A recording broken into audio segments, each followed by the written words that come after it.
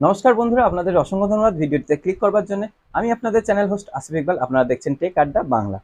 আমরা আজকে ঠিক এইভাবে ব্যাকগ্রাউন্ড চেঞ্জ করা শিখব। অনেকেই হয়তো জানেন এবং যারা নতুন আছেন তাদের জন্য হয়তো কাজে লাগতে পারে, যার জন্য এই ভিডিওটা বানাচ্ছি।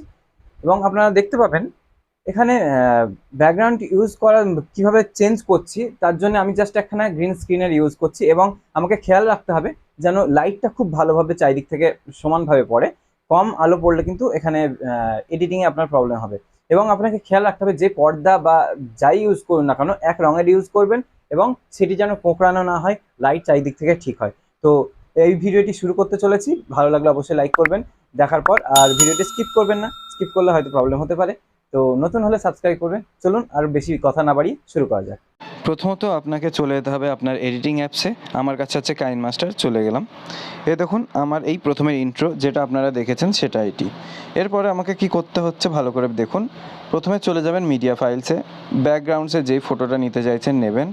আমি এই মুহূর্তে মনে করুন এই ব্ল্যাক প্রথমে যেটা আছে সেটাই চুজ করলাম। আপনারা দেখতে পাচ্ছেন, একটু বড় করে দিই তাহলে বুঝতে পারবেন। দেখতে পাচ্ছেন এইটা আমি চুজ করেছি, তাই তো? এর ওপরে আমাকে এই ব্যাকগ্রাউন্ডের উপরে আমাকে আমার এই ক্রুম এফেক্ট করতে হবে এবং আমি ভিডিও যেটা নেব সেটা কিভাবে নেব, লেয়ারে যাব। লেয়ারে যাওয়ার পর মিডিয়ার পরে এই ক্যামেরাতে ভিডিও করেছি, এই ক্যামেরার প্রথম ভিডিও দেখতে পাচ্ছেন। তো এই দেখুন আমার পশ্চার এরকম আসছে।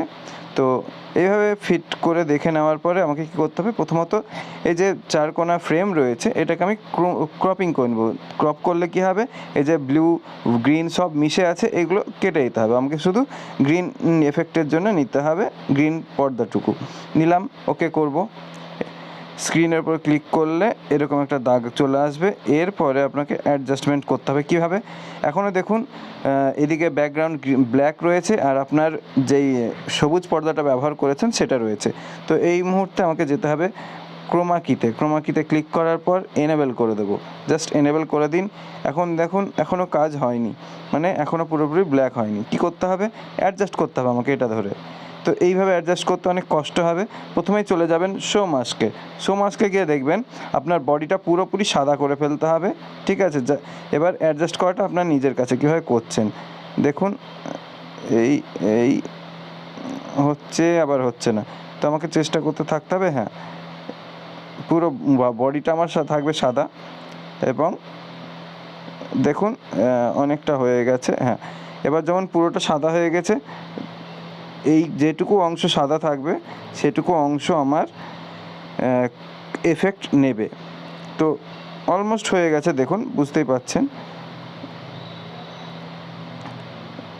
এইগুলোর জন্য যথেষ্ট আলোর প্রয়োজন হয়, যার জন্য এরকম হচ্ছে। শো মাস্কে দেখতে পাচ্ছেন আপনার বডিটা পুরোটাই প্রায় সাদা হয়ে গেছে আর বাকি অংশটুকু ব্ল্যাক হয়ে গেছে। এবার শো মাস্কে ক্লিক করুন, দেখুন পুরো বডিটা আপনার স্পষ্ট হয়ে গেছে। আমি যেখানে দেখব সেভাবে ঠিক হতে পারে।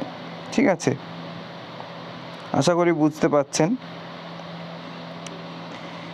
আমার প্রথমে ভিডিওটি কোথা থেকে শুরু হচ্ছিল সেখান থেকে আমি কেটে দেব, যাতে আমার সুবিধে হয় বুঝতে যে আমি কি করেছি।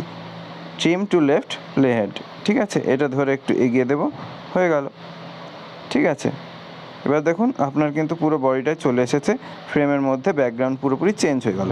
কিন্তু তারপরেও ব্যাক সাইডে যেই সবুজ আভাগুলো রয়েছে এগুলো আপনাকে চেক করতে হবে এই অ্যাডজাস্টমেন্টে গিয়ে। এখান থেকে আপনাকে একটু চেঞ্জ করতে হবে। ঠিক আছে, আপনাকে বুঝতে হবে যে কি করতে হবে না করতে হবে। এগুলো আপনার পুরোপুরি নিজের এডিটিং এবং পেশেন্সের উপরে, কতক্ষণ ধৈর্য ধরে করতে পারছেন। ইভেন এত ধৈর্য আপনাকে ব্যবহার করতে হবে না, এত ধৈর্য আপনাকে রাখতে হবে না যদি আপনি লাইটটা চারিদিক থেকে খুব ভালোভাবে ইউজ করতে পারেন। তো দেখুন এখানে আমার লাইটের একটু কম হয়েছে, যার জন্য ওই সবুজ আভাগুলো থেকে গেছে। ঠিক আছে, এই ভিডিওতে ক্লিক করলেন, এখানে কালার ফিল্টার্সে গিয়ে অনেক বেসিক কালারও ইউজ করতে পারেন, কিন্তু আমি এখানে নন রাখবো, কোনো প্রয়োজন নেই আমার। তো ব্যাকগ্রাউন্ড যেহেতু ব্ল্যাক রয়েছে আমাকে চেষ্টা করতে হবে খুব ঠিকঠাকভাবে ম্যানেজমেন্ট করার। একটু ব্রাইটনেস কমিয়ে দেওয়া বাড়িয়ে দেওয়া, এভাবে দেখতে থাকতে হবে যে কোনটা ঠিক হচ্ছে।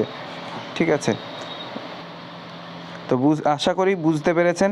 যদি সমস্যা হয় আমাকে কমেন্ট বক্সে কমেন্ট করবেন এবং ভিডিওটি ভালো লাগলে বা খারাপ লাগলে অবশ্যই আমাকে আপনাদের অ্যাকশনের মাধ্যমে জানাবেন। তো চলুন ভিডিও এখানে শেষ করছি। ধন্যবাদ।